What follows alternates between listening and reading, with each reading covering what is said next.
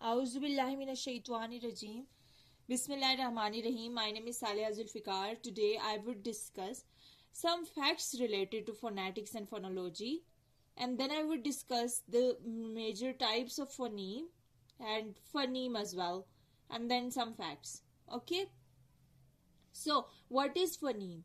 Phoneme is a minimal unit of sound. Before discussing this lecture, you must know the difference between alphabets and sound. What is alphabets? You know, everybody knows. There are 26 alphabets in English. But I'm reminding you that these are not important now. These alphabets, let's forget it. Now our focus would be on sound, because we are studying phonetics, and in phonetics we study the production, transmission and perception of sound, not alphabets. Forget all those were useless. Just consider it useless. Not useless, but now your focus would be on sound. Now what? Minimal unit of sound. See, pen is a word when it is written. Pen एक लफ्ज है जब आप उसको लिखते हो, but जब आप बोलते हो और कहीं लिखते नहीं हो, आप कम्युनिकेट कर रहे हो किसी के साथ, कन्वर्सेशन में बिजी हो और आप एक वर्ड बोल देते हो, लाइक कुछ भी बोलते हो, let's suppose that was pen.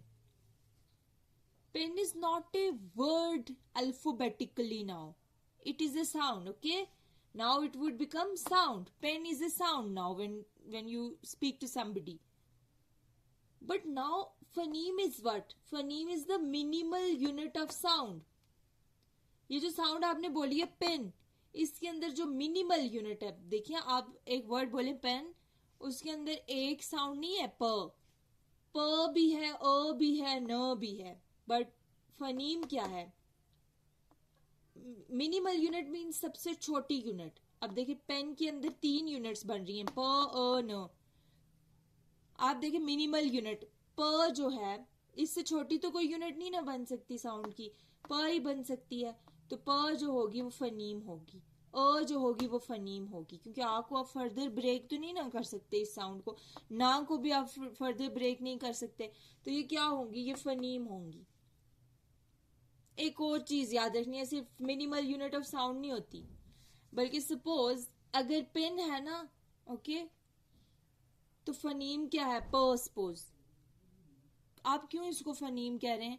क्योंकि अगर आप प की जगह ब लगा दें, ट लगा दें, तो इसका वर्ड ही चेंज हो जाएगा, पूरा का पूरा लफ्ज का मतलब ही चेंज हो जाएगा. क्यों? पेन बोला है, प को हटा के देखो, ट लगा के देखो, टेन से मतलब ही चेंज हो गया, तो इसका मतलब ही क्या होगी? फनीम. फनीम के लिए 2 कंडीशन है, मिनिमल यूनिट ऑफ साउंड, दूसरी क्या है कि उसके चेंज होने से पूरा वर्ड ही चेंज हो जाए. इस पे मैंने ऑलरेडी एक लेक्चर भी अपलोड किया जहां पर मैंने सिलेबल और फनीम में डिफरेंशिएट किया, आप वो भी देख सकते हैं. व्हाट इज सिलेबल के नाम से वो वीडियो है. दूसरी चीज क्या है? फनीम के डिफरेंट टाइप्स हैं, कॉन्सोनेंट भी हैं, वॉवल्स भी हैं. वॉवल्स में be its pronunciation. So consonant क्या होता है? जहां पर जो ऐसी साउंड, ओके, ऐसी साउंड्स जिनको बोलते हुए ऐसा लगे कहीं आवाज, कहीं सांस थोड़ा बहुत, कहीं ना कहीं कोई सांस के अंदर रुकावट आ रही है, लाइक नो मैटर कि वो नजल कैविटी से आ रही है, ऑरल कैविटी से आ रही है, कहीं से भी थोड़ी सी ऑब्स्ट्रक्शन हो रही है ना एयर की, दैट वुड बी कॉन्सोनेंट. कैसे? आप वर्ड प बोल के देखें, पेन के अंदर जो प है ना, वो बोल के देखें, आपको लगेगा ना, देखें पहले एयर ब्लॉक होगी मुंह के अंदर ही. जब आप अपना मुंह बनाते हो प साउंड निकालने के लिए, तो देखें आप पहले एयर को ब्लॉक करते हैं, उसके बाद ही लफ्ज बोलते हैं, तो इसका मतलब एयर क्या हो रही है? ऑब्स्ट्रक्ट हो रही है, रुकावट हो रही है एयर के अंदर, तो ये क्या होगा? Consonant. When there is no obstruction in the air, it would be vowels. कैसे? फॉर एग्जाम्पल आप ओ बोलते हो, ओ, मैंगो के अंदर ओ बोलो, कहीं आवाज रुक रही है? नहीं रुक रही, इसलिए क्या होंगे? वॉल्स होंगे. अच्छा, अभी मैंने बताया अल्फाबेट्स को भूल जाना है. ओके, अल्फाबेट्स को तो हम लिखते थे ना, सपोज हमने अल्फाबेट्स को हम लिखते थे प सॉरी पी टी डी इस तरह लिखते थे, लेकिन अब जो हमने साउंड्स लिखनी है, साउंड्स को हम इन ब्रैकेट्स में लिखते हैं, ठीक है, इन स्टैंडिंग ब्रैकेट्स में लिखते हैं। पर्ट, कहीं भी अगर आपको पर्ट पी टी इस तरह से लिखा हुआ नजर आए, इट मीन्स कि वो साउंड की तरफ रेफर हो रहा है, वो वर्ड नहीं है, वो साउंड है। ओके, ये एक सिंबल था साउंड को लिखने का।